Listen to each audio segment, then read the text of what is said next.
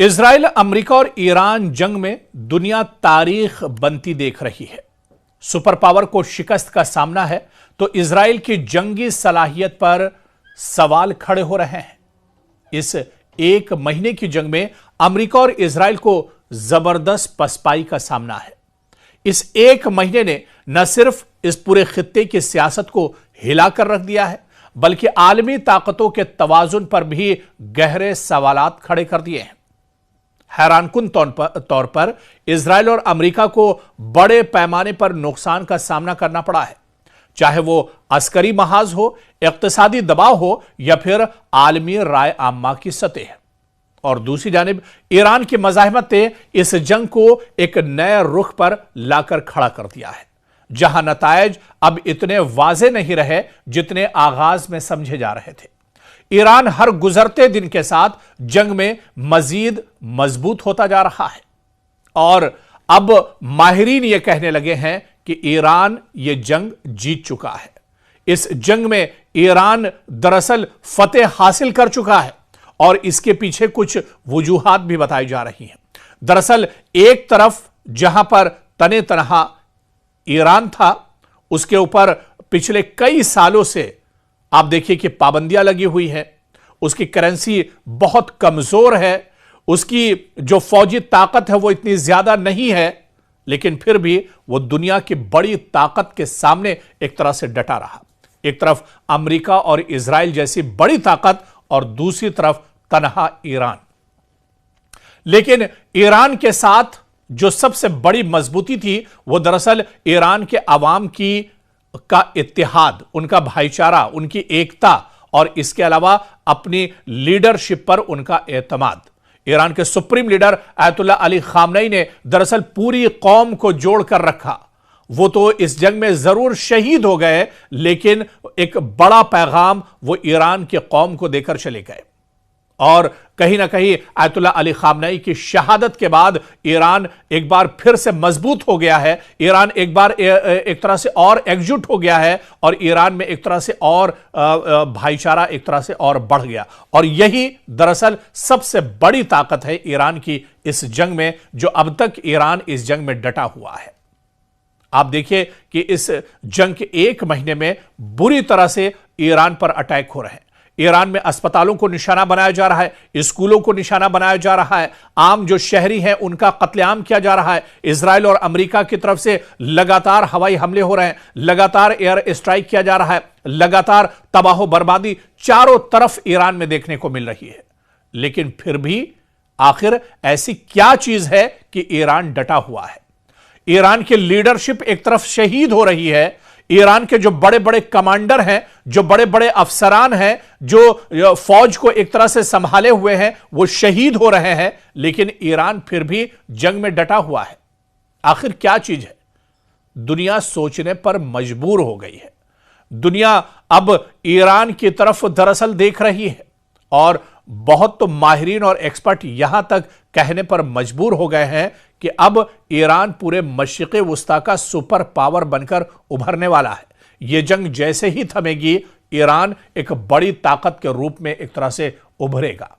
और यही चीज कहीं ना कहीं दुश्मन को सबसे ज्यादा खल रही है, क्योंकि ईरान को इस पूरे खित्ते से दरअसल हटाने का मकसद, इस बारे में और भी कई रिपोर्ट हम आपके साथ साझा कर चुके हैं कि इस पूरे रीजन से ईरान को हटाने का मकसद इजराइल का सिर्फ और सिर्फ ग्रेटर इजराइल की वजह से इजराइल ईरान को हटाना चाहता था, क्योंकि इस पूरे खित्ते में, पूरे मशरिक़े वुस्ता में ईरान सबसे मजबूत ताकत थी, या ईरान एक तरह से इजराइल के ग्रेटर इजराइल वाले मंसूबे में, मिशन में सबसे बड़ा रोड़ा था। और इसी वजह से इजराइल ईरान को हटाना चाहता है और इजराइल दरअसल ईरान को अकेले अपने बस पर नहीं हटा सकता था। इस वजह से उसने इस जंग में अमेरिका का साथ लिया।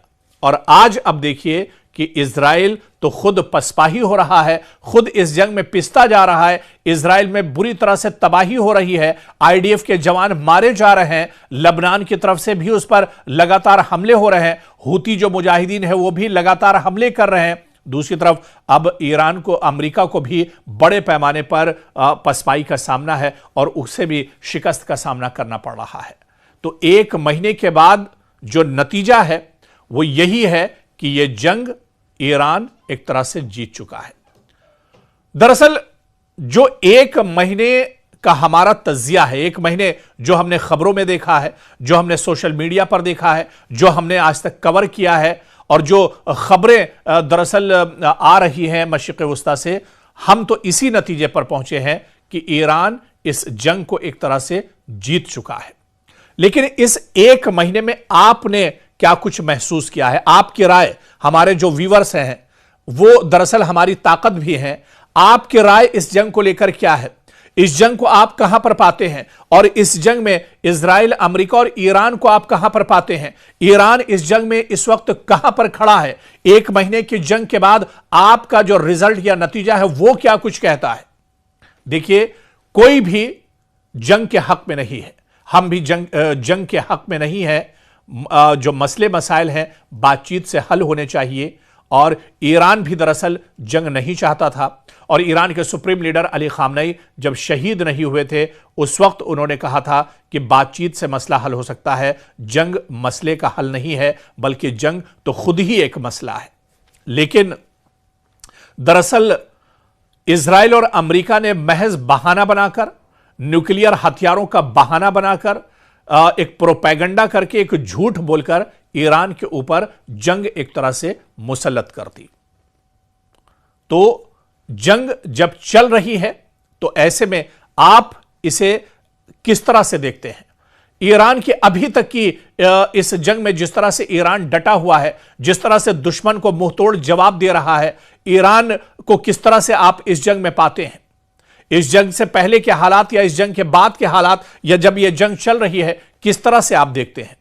क्योंकि जब हमारी इस तरह की रिपोर्ट जाती है और इस रिपोर्ट पर हमारे जो व्यूअर्स हैं, जो हमारी सबसे बड़ी ताकत है, उनके जब कमेंट्स हम देखते हैं तो हमें यह महसूस होता है कि कहीं ना कहीं आप हमारे ऊपर बहुत ज्यादा भरोसा करते हैं और हमारी भी यह जिम्मेदारी बनती है कि जो सच्चाई है वही एक तरह से आपके सामने लाई जाए।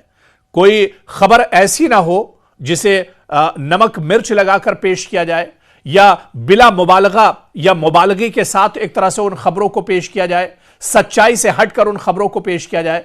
हमने आज तक कभी झूठ का सहारा नहीं लिया है, बल्कि जो सच्चाई है वो दुनिया के सामने है। और आज का दौर तो सोशल मीडिया का दौर है, तमाम चीजें दुनिया के सामने है।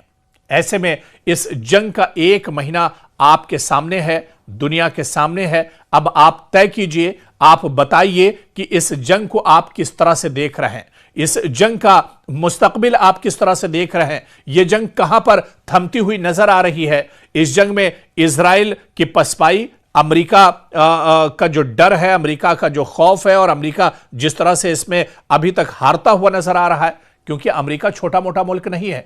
अमेरिका तो अपने आप को दुनिया का चौधरी कहता है, वो सुपर पावर है। और अगर एक सुपर पावर सिर्फ वहां का सदर सुबह शाम सिर्फ बयानबाजी करता रहे, एक्शन एक तरह से नजर ना आता हो, तो फिर उसे क्या कुछ कहेंगे? हम दरअसल आपका रिएक्शन जानना चाहते हैं। आप इस जंग को किस तरह से देखते हैं? हम आपका रिएक्शन जानना चाहते हैं। हम मुंतजिर रहेंगे, इंतजार करेंगे आपके रिएक्शन का, ताकि आगे की जो रिपोर्ट्स हों उस बुनियाद पर हम आगे की रिपोर्ट्स इस जंग को लेकर और मजीद तफसील के साथ आपके साथ साझा करते रहेंगे।